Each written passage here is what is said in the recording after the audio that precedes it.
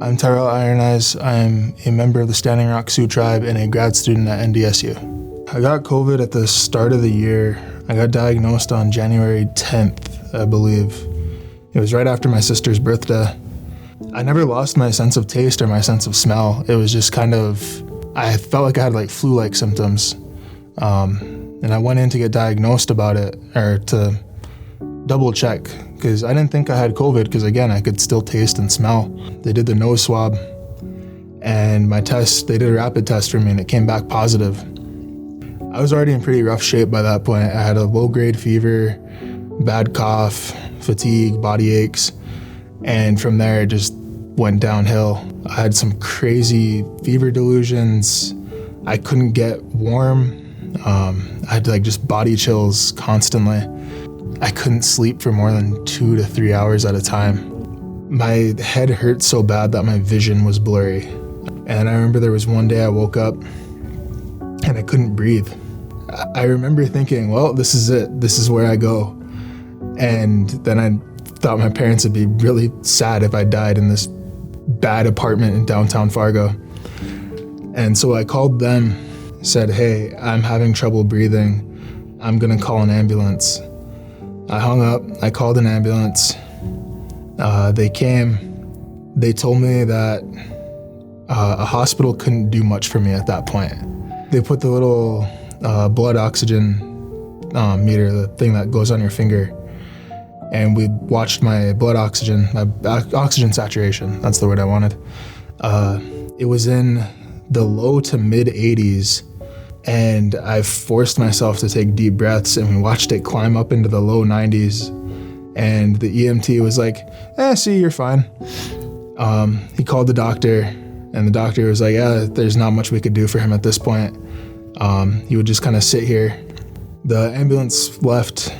I called my parents again.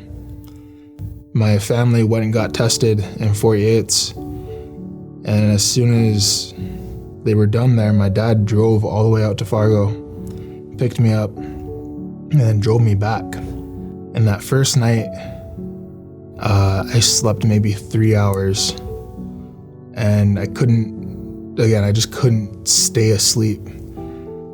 My head hurt, my head was hot, my body was cold. My hallucinations weren't always visual, a lot of them were auditory. So I heard a lot of really crazy stuff. Then I think on the second day I was home, I couldn't walk across our living room. And my mom had been given some portable or home oxygen saturation readers. And we put one on my finger, and again, it was in the low 80s. So she drove me up to IHS, the Indian Health Services, and they gave me this breathing treatment. And it helped. You could see that my oxygen level started to rise. And they had me sit up after I went through the breathing treatment.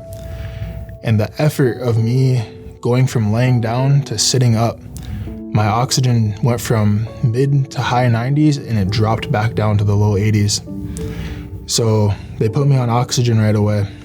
They kept me there for 4 days. The IHS, they did a great job taking care of me. I probably would not be alive today if it wasn't for the care that IHS put in and the work that they did for me. I got out and I had lost probably 15 pounds in the 2 weeks that I was out with COVID. I had the luck, or unfortunate luck, to develop COVID pneumonia at the same time. So my lungs are now permanently scarred. Over the last 7 months, 8 months, however long it's been, I've coughed up blood probably once a month, once every other month. And I've gone to get it looked at, and they're like, oh, your lungs are just scarred. They're probably inflamed. Here's some antibiotics. And it's just something I have to deal with now. Before I experienced COVID, I had the impression that it was a real and dangerous disease. And my impression of that hasn't changed. After I had COVID, they told me to wait about 90 days until I was cleared, until I was discharged. because that's how long I had antibodies in my system. So after that 90 days was up, I went and got my first shot of Pfizer, and 2 weeks after that, I got my second shot. I had no adverse reaction to either shot. If you're hesitant to get the vaccine, I understand why you're hesitant. It's not fun to be the first in line for a lot of things.